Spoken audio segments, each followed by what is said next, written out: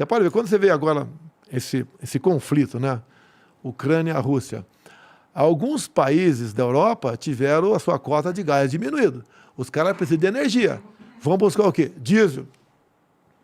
E se tem mais gente buscando diesel, o preço vai lá para cima. Sim. Então, esses fatores todos, preço, o valor do dólar, preço do valor do petróleo lá fora, procura de diesel, faz com que o preço seja instável. Agora, uma refinaria você não faz em 2, 3 anos. É de 4 para cima. Sim. Nós não investimos com mais profundidade nisso por causa da pandemia, que o Brasil passou um momento difícil na economia. 2020, por exemplo, nós gastamos 700 bilhões de reais com a pandemia. Quase metade disso com auxílio emergencial. 2020? 2020. Você pode ver o que aconteceu em 2020. Março, começou a política do fica em casa. Lockdown. Fecha tudo. Quem tem salário fixo, né? Tem estabilidade no emprego, sobrevive. Quem tem uma poupança... O senhor está falando do comecinho da pandemia. Sim, março de 2020. Tá. E daí o que aconteceu? Quando começou obrigando o povo a ficar em casa, e eu fui para Taguatinga, Ceilândia, né? Bairros pobres lá da periferia, de moto, e entrava na casa das pessoas, posso ver tua geladeira? Não tinha nada. São pessoas que vivem na informalidade. É o churrasquinho de gato, no Rio aqui a água é o biscoito na praia, aqui em São Paulo aqui é vender biscoito, aqui o picolé na arquibancada, é o cara que conserta a máquina de lavar roupa, é o mecânico, é o informal. Esse pessoal foi obrigado a ficar dentro de casa, a massa. Nós levantamos naquele momento 38 milhões de pessoas. Vamos viver do quê? Eu chamei o ministro da Defesa. Temos condições de garantir da lei da ordem que esse pessoal vai para a rua, com fome. 38 milhões de pessoas que não tem mais seu ganha-pão. Vão para a rua. Irresponsabilidade de fazer o que estão fazendo sem dar alguma coisa para eles. Olha, não temos condições de garantir da lei da ordem pelo efetivo das Forças Armadas. E outra, obrigar o cara à força a ficar em casa, com fome, bem, criamos o auxílio emergencial. Sobre esse lance de ficar em casa, foi bem no começo da pandemia, sim, mas foi um cabo de guerra, isso daí, entre eu no mundo todo o contrário, deixar bem claro aqui, para não ter dúvida, eu no mundo todo o contrário é isso. Sobre ficar em casa. Sim. Tá. Mas será, presidente, que assim, hoje a gente olhando tudo que passou e tudo mais, assim, talvez a gente tenha uma análise um pouco diferente. Porque a gente hoje, pelo menos, faz uma ideia do como as coisas aconteceram, sobre as vacinas e tudo mais. Mas será que esse fica em casa, num primeiro momento, um fica em casa mais radical, não garantiria que as pessoas poderiam voltar para suas vidas normais mais rapidamente? Nova York. O maior número de contaminados foram que ficaram em casa. Tá? O que eu falava? Nós temos que lutar contra a doença, em especial os mais idosos, com comorbidade, e o povão tem que trabalhar. Senão vai morrer de fome. Ficar embaixo da cama não vai resolver nada. E qual a intenção do lockdown? No máximo em 2 meses, criar hospitais de campanhas, aparelhar ou reaparelhar hospitais com respiradores. Foi um problema. E está tudo resolvido. O lockdown durou mais de 1 ano e meio.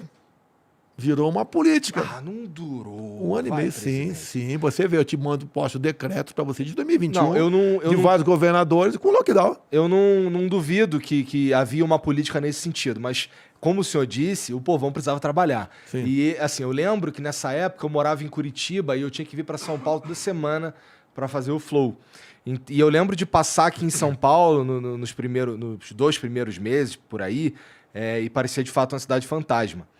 Mas depois as coisas foram... As pessoas começaram a ter que trabalhar, não Quanto tinha tempo jeito. depois? 1 ano depois? Não, acho que não demorou esse tempo todo não, presidente. Eu 2020, não estou dizendo que não foi uma questão 2020, grande parte dos estados, os governadores, por decreto, fechavam tudo. Exato. E às vezes o governador não fechava, o prefeito fechava. O que o Supremo decidiu?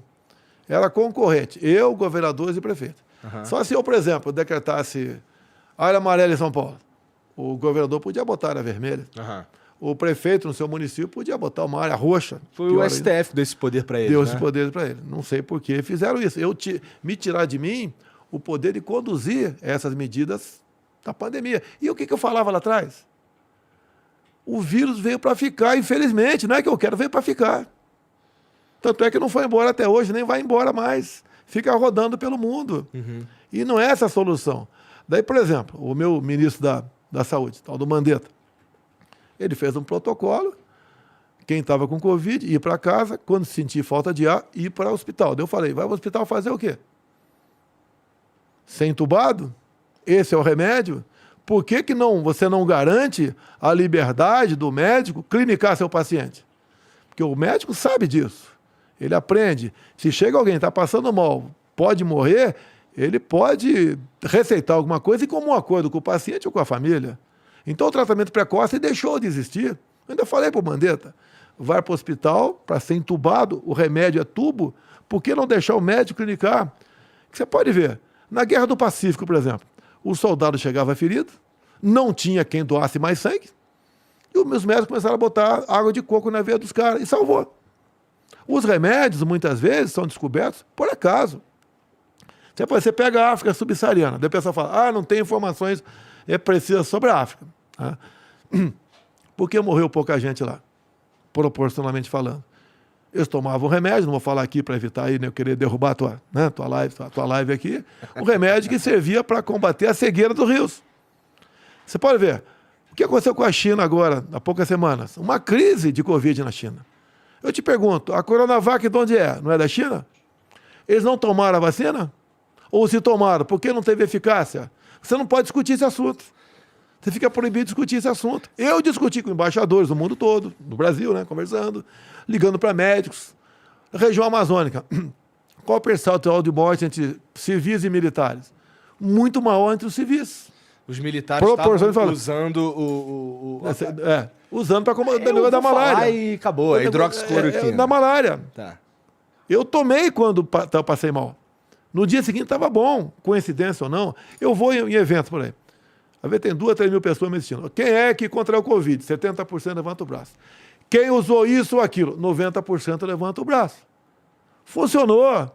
E é uma coisa imediata. Mas, presidente, isso é meio que lutar contra a comunidade científica. Não. Tá todo mundo no começo da pandemia. Contra a indústria farmacêutica, é uma diferença grande. É que no começo da pandemia... E a comunidade científica, em grande parte, representa a indústria farmacêutica. Isso chama de liberdade. Mas é que eu conversei com vários cientistas aqui, inclusive a Esther Sabino, que foi uma brasileira, que foi uma das primeiras, se não me engano, a primeira a sequenciar o coronavírus e tal. E ela estava falando sobre esses remédios aí, que no início, que as pessoas não sabiam como lidar com o corona, foram feitos diversos testes com remédios, e a hidroxicloroquina, a azitromicina, esses remédios aí, eles chegam com uma proposta de, esse remédio serve para outra coisa, mas parece que ele diminui a carga viral, qualquer coisa nesse sentido aí que eu também não vou saber com certeza, aí pesquisem, tá? Nem mesma coisa das máscaras, tira a máscara, bota a máscara, não sei direito como é que funciona.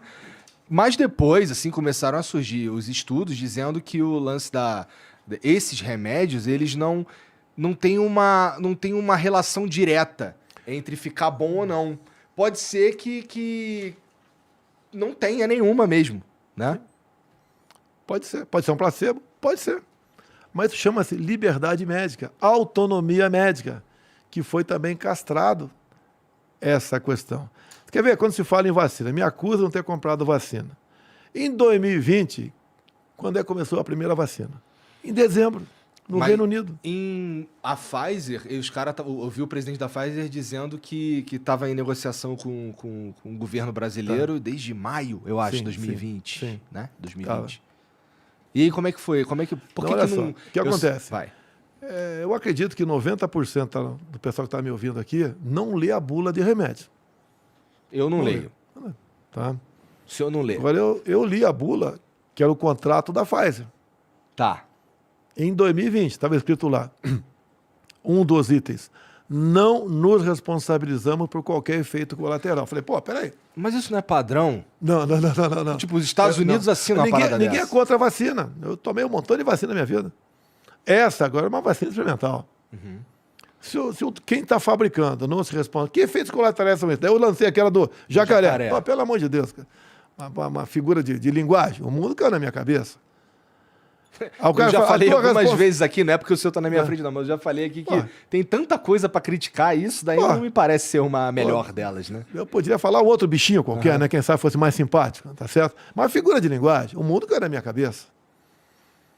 Pô, castraram a liberdade do médico. Inclusive teve um projeto de lei do senador, agora vale a pena tu ouvir, do senhor Omar Aziz, Tá. que eu dei uma força no projeto de lei dele.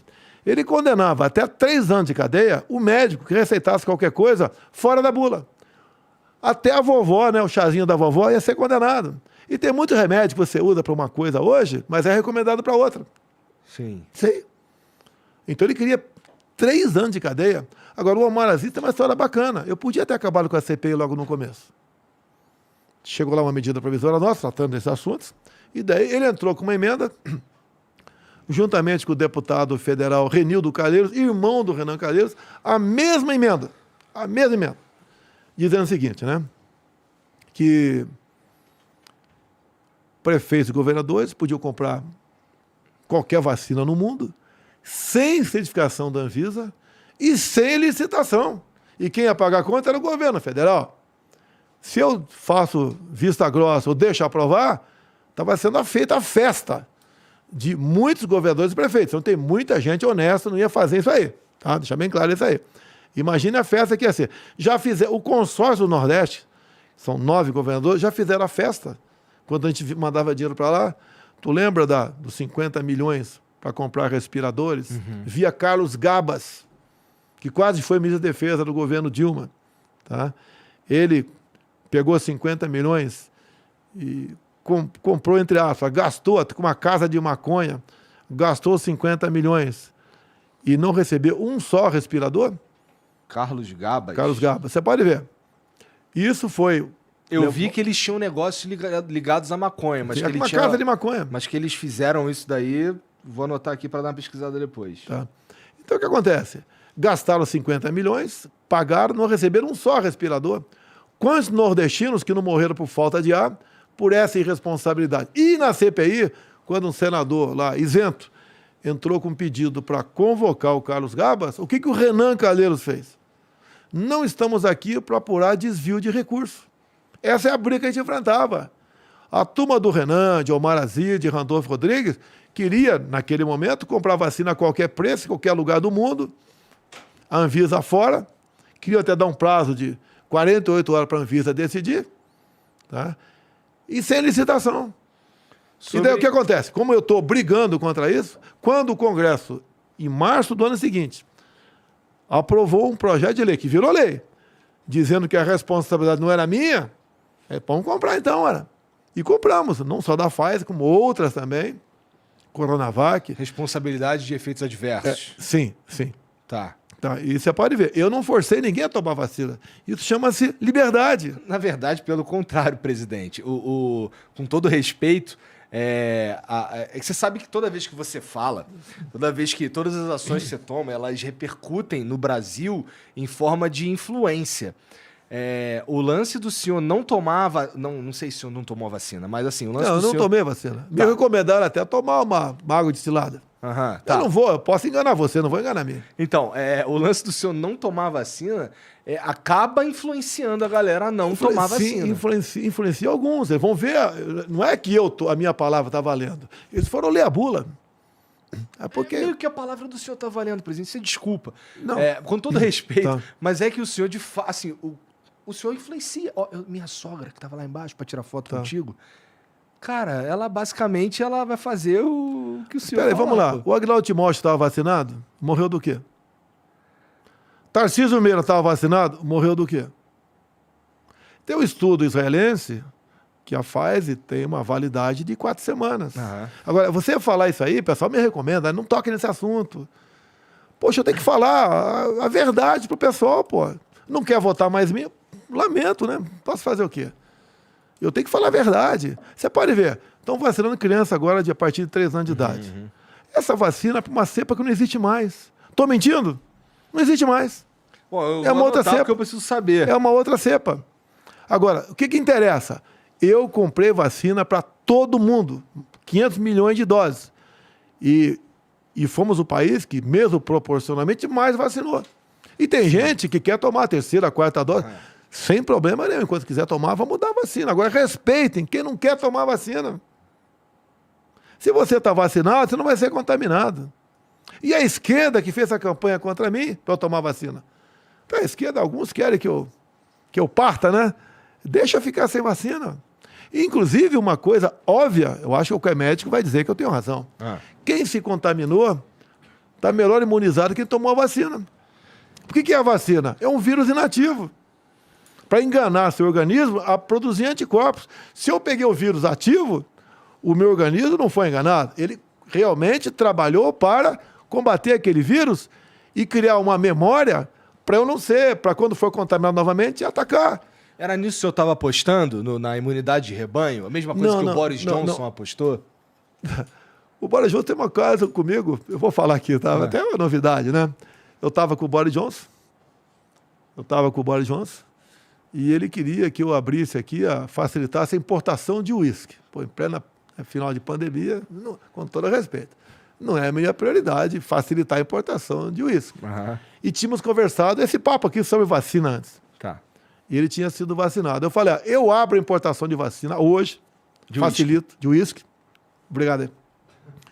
A gente fez o exame de sangue agora e vê quem está mais imunizado. Tu tiver mais imunizado do que eu por causa da vacina, do que eu que não tomei e tomei o vírus, abro hoje. Ele não topou. Então, certas verdades... Rolou essa conversa? Rolou. Como é que eu descontraio? Com o Putin, teve descontração. Tá? Teve descontração também. 3 horas de conversa, tem que ter uma descontração. Mas eu não duvido, não, que o senhor está, de fato, mais imunizado que eu, que não... Agora, por que vacinar, por exemplo, quem contraiu o vírus, meu Deus do céu? Uma coisa óbvia. E o que acontece, né? Uma parte considerável da população, elas não demonstram qualquer sinal de contaminação. Sim. Tem um nome específico para isso daí, tá certo? Tá. Não demonstra. Então, o jovem, por exemplo, eu te falei das academias militares, eu falei, vão continuar abertas. Ninguém sequer foi hospitalizado. E liberdade para o médico. Eu não estou impondo o médico dar ou não dar esse ou aquele medicamento, tá? Que não tinha e não tem até hoje comprovação científica assim. Tá? Ele decide. Porra. Ele decide, pô. É liberdade, é o jovem que está nos ouvindo aqui, que o que ele mais preza é o quê? É liberdade, para ir e vir. Mas, presidente, eu acho que é a primeira vez que eu ouço o senhor dizer que, de fato, não tem uma comprovação científica. Mas não tem, eu nunca falei que tinha. Mas também nunca falou que não tinha. Não falei que não tinha. Mas é uma doença rara. É igual tá aí agora aqui a questão aí do macaco aí. Varíola do macaco. Vai do macaco, né? Já estão se falando em vacina, vai tomar, não vai. Quem pega, quem não pega, não vou falar aqui. Segundo o OMS falou que vai dar um curto-circuito geral, tá certo? Você tem que ter a liberdade, meu Deus do céu. Você pode ver, a imprensa bateu muito naquele negócio da malária, tá, que tinha efeito colateral. Mas, em 2016, se recomendou esse remédio para malária para a mulher que estava com Zika vírus. Lá, em 2016, não tinha efeito colateral. 2020 passou a ter efeito colateral. Então, entrou, sim, o interesse da indústria farmacêutica, que é poderosíssima. Tá? Entrou muito interesse em jogo. Isso é quando você pega os grandes médicos, né? Não são todos, deixar bem claro aqui, mas muitos estão vinculados à empresa da indústria farmacêutica. A gente começou a vacinar aqui no Brasil, se eu não me engano, uns 20 dias depois. Janeiro de 21. Janeiro. A primeira vacina do mundo foi em dezembro de 2020. Tempo recorde. Trabalho feito pelo Pazuello lá atrás. Mas a gente perdeu a chance de ser o primeiro lugar do mundo a vacinar? Não, olha só. O que aconteceu? Os países que produziam vacina, a prioridade é para o seu povo. Faz sentido. Não tinha vacina, assim. Nós estamos batendo, chegando próximo a 8 bilhões de habitantes no mundo. Sim. Não tem como você produzir vacina. Agora, nós, por contratos assinados lá atrás, tá, nós conseguimos até melhor negociar com a Pfizer o contrato de 21 do que o previsto de 20. Tá. Então entrou várias vacinas. Eu vi lá o presidente da Pfizer, ele falou na CPI da Covid, que eu queria saber qual que é o fim disso daí, porque eu não sei, não ouço mais falar sobre isso. Mas ele fala lá que, na época, o ministro da Saúde, que eu acho que era o Pazuello, falou que precisava de um aval da Anvisa e tinha um problema de insegurança jurídica, que provavelmente era esse lance de assumir a responsabilidade sobre qualquer efeito adverso. Não tenho certeza, só estou assumindo aqui. A Agência Nacional de Vigilância Sanitária é o que diz se tal medicamento pode ou não ser usado aqui no Brasil. Tem que passar por lá. Não existe um medicamento no Brasil que não passe pela Anvisa. Queriam, na época, né, que fosse, acho que 48 horas, tempo recorde. Depois passaram para 5 dias. Mas que época que o senhor está falando? É isso aí, 20 e 21. Tá, queriam praticamente alijar a Anvisa. O presidente da Anvisa brigou contra isso. Porque quando você pega, por exemplo, a documentação de uma vacina, são 10 mil páginas, que você não vai ler assim, né? Você vai ter que ler e interpretar. Não é ler, você tem que ler e interpretar. E a responsabilidade passa a ser do pessoal da Anvisa. Então, o almirante Barra exigiu que aquele tempo era muito exíguo. Não dava para fazer daquela maneira. E a imprensa pancada nele, pancada em mim. Eu não interferi em nada. Eu fui pela legalidade. Olha, esse medicamento não tem a comprovação científica ainda e eu não posso assinar, comprar, porque o mundo vai cair na minha cabeça. Se o cara virar jacaré, lembra, né? O mundo vai cair na minha cabeça. E eu não quero ter essa responsabilidade. Tanto é que eu mostrei, eu falava nas minhas lives, que a Pfizer não se responsabiliza por efeitos colaterais. A decisão é tua, cara, não é minha. Tô mostrando pra você. Era muito mais fácil eu estar do outro lado. Era muito mais fácil. Eu acho que o senhor sairia como herói, inclusive. Sim. Eu acho que a aposta... Porque assim, você está falando várias vezes aqui que foi pelo que o senhor acreditava ser certo. Sim. Mas ficar do outro lado da aposta era politicamente muito melhor. Não, mas eu não fiquei do outro lado do politicamente correto. Eu fiquei em cima do muro. Olha, é isso. Você tem que decidir se vai tomar vacina ou não. Como eu falei agora, a questão de criança. Você tem que decidir. Você tem que ler a bula, meu Deus. É o teu filho que está em jogo, a vida dele. Essa vacina é boa, não é?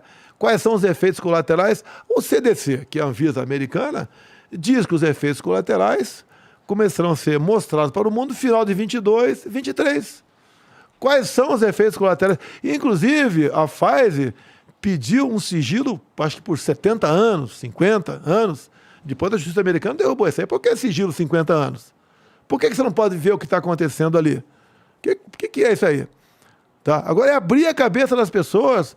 O ser humano... Não desconfia. Você não falou, não sei se falou lá fora aqui, sobre a classe política? Pô, por que você vai acreditar que o político agora está preocupado 100% com a tua vida? Não, tenho certeza que não está, para ser sincero. Você que falou que tem certeza. Tem político que está bem intencionado, todos estão bem intencionados. É verdade. Agora, ficou na mão do Renan Calheiros, do Omar Aziz, que por um voto não deixou de ser indiciado por pedofilia, que teve a família toda presa por desviar 270 milhões de reais da saúde lá no estado do Amazonas. O Renan Calheiros cheio de processo no lombo. Tá? O seu Randolfo Rodrigues, que saltita para lá, saltita para cá, cada um está num lugar. Tá? Essas pessoas que vão decidir a tua vida. Inclusive, o Randolfo Rodrigues tinha, comecinho de 2020, ele fez uma live dizendo que ia dar uma medalha para médicos que estavam receitando o tratamento precoce. Ele mudou de ideia. Para ficar contra mim, com toda certeza.